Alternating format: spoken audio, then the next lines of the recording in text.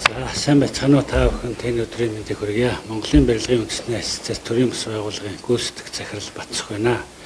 За бидний хувьд Монголын барилгын салбарын бизнес эрхлэгчдийн эрх ашигыг хамгаалах, эрх зүйн орчныг сайжруулах чиглэлээр ажиллаж энэхүү хүрээнд засгийн газар болон нийслэлд хэрэгжиж байгаа мега төслүүдэд үндэсний компаниудыг оролцуулах талаар саналуудыг удаа дараа тавьж ирсэн.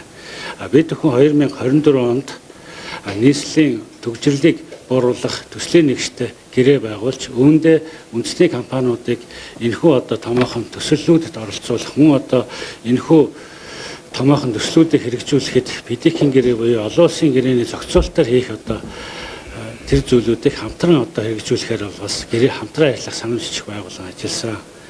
За үүний дараа та бүхэн сайн мэдж байгаа сэлб дэд төвийн тендерүүд нь томоохон багцуул зарлагдаж 1-2 дугаар тендерт Монголын аж ахуй нэгж компаниуд оролцож чадаагүй. Тийм учраас энэ оролцоог бид хангахын тулд дахин энэ барилгачдын нэгдсэн холбоо, барилгын төлөө хөгжлийн барилгачдын төлөө хөгжлийн нэгдэл зэрэг төрийн бас байгууллагатай хамтраад энэхүү зүйлийг бид бүхэн бас эсэргүүцээд нийслэл болон улсын их хурл ерөнхийлөгч за тэгээ холбогдох улсын их хурлын нэр хүч гишүүд засгийн газар гэдэг олон газруудад санал хүсэлтээ тавьсан.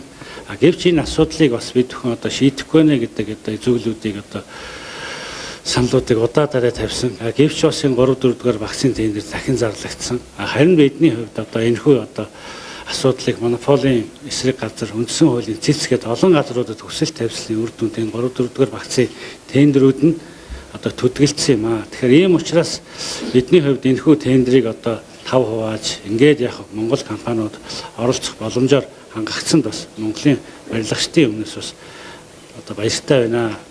За бид бүхэн нийслэлийн төслийн удирдлагын нэгж мөн нийслэлийн засаг даргын орлогч дарагтаа бас хамтран ажиллах бас дахин санамжчих гэрээ байгуулж ажилласан. Энэхүү гэрээндээ бид бүхэн тусгасан зүйл нь энэ сэлб дэд төвийн бүтээн байгуулалт энэ мега төслүүдэд үндэсний компаниудыг оролцуулах салбарын энэ худалдаа авах ажиллагаа хууль эрх зүйн орчныг сайжруулах мөн эдгээр гэрээ контрактуудыг хийхдээ олон улсын бидгийн гэрээгээр хийхэд энэ дээр бас хамтран ажиллах, барилгын салбарт ажиллах хүчнийг бас нэмэгдүүлэх, энд ажиллах сонирхолтой залуучуудын сонирхлыг нэмэгдүүлэх зэрэг олон чиглэлээр бас бид бүхэн гэрээ байгуулад ажиллаж байгаа.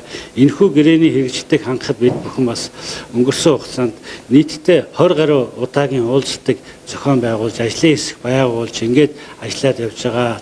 Бидний хамтын ажиллагааны үр дүн бас өнөөдөр биелэлээ олж байна гэж харж байна. Бид бүхэн цаашдаа ингээд тендер зарлагдаад ингээд шалгаруулж явагдаад дуустал бас дахиад хяналтаа тавина. Энэ худалдаа авах ажиллагаа нь үнэн шударга болж гин үү?